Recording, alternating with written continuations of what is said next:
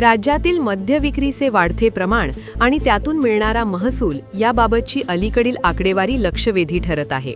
उपलब्ध माहितीनुसार महाराष्ट्रात दररोज सरासरी 32 लाख लिटर मद्याची विक्री होत असून त्यामध्ये ठाणे विभागाने महसूल संकलनात संपूर्ण राज्यात प्रथम क्रमांक पटकावला आहे. या आकडेवारीमुळे राज्याच्या अर्थकारणात मद्य विक्रीचा मोठा वाटा असल्याचे स्पष्ट होत असले तरी त्याचबरोबर सामाजिक परिणामांबाबत चिंतेची भावना व्यक्त केली जात आहे. मद्य विक्रीतून राज्य सरकारला अब्जावधी रुपयांचा महसूल मिळतो.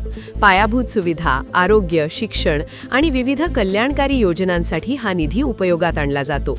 मात्र वाढत्या विक्रीमुळे समाजात व्यसनाधीनतेचे प्रमाणही वाढत असल्याचे तज्ज्ञांचे मत आहे. विशेषतः शहरी भागांमध्ये आणि औद्योगिक पट्ट्यांमध्ये मद्य विक्रीचे प्रमाण अधिक असल्याचे दिसून येते.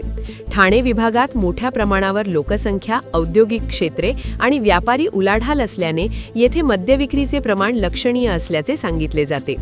राज्य उत्पादन शुल्क विभागाच्या आकडेवारीनुसार विविध प्रकारच्या मद्याची विक्री सातत्याने वाढत आहे. सणासुदीच्या काळात, सुट्ट्यांमध्ये आणि विशेष प्रसंगी विक्रीत आणखी वाढ होते. या पार्श्वभूमीवर महसूल वाढ हा प्रशासनासाठी सकारात्मक मुद्दा असला तरी सामाजिक आरोग्याच्या दृष्टीने हा विषय गंभीर मानला जात आहे.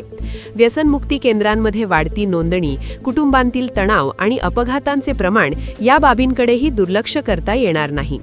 तज्ज्ञांच्या मते महसूल वाढीसोबतच जनजागृती मोहिमा अधिक प्रभावीपणे राबविण्याची गरज आहे. मद्यसेवनाचे दुष्परिणाम, आरोग्यावर होणारे परिणाम आणि कुटुंब व्यवस्थेवर होणारा परिणाम याबाबत व्यापक जनजागृती होणे आवश्यक आहे. शाळा, महाविद्यालये आणि कार्यस्थळांवर व्यसनमुक्तीबाबत मार्गदर्शन कार्यक्रम आयोजित करण्याची मागणी होत आहे. तसेच बेकायदेशीर मद्यविक्री रोखण्यासाठी कठोर कारवाईचीही आवश्यकता अधोरेखित केली जात आहे. ठाणे विभागाने महसूल संकलनात अव्वल स्थान मिळवले असले तरी या यशाकडे केवळ आर्थिक दृष्टिकोनातून न पाहता सामाजिक जबाबदारीच्या दृष्टिकोनातूनही पाहण्याची वेळ आली आहे. महसूल वाढीबरोबरच समाजातील आरोग्यदायी वातावरण टिकवून ठेवणे ही प्रशासनाची आणि समाजाची संयुक्त जबाबदारी आहे.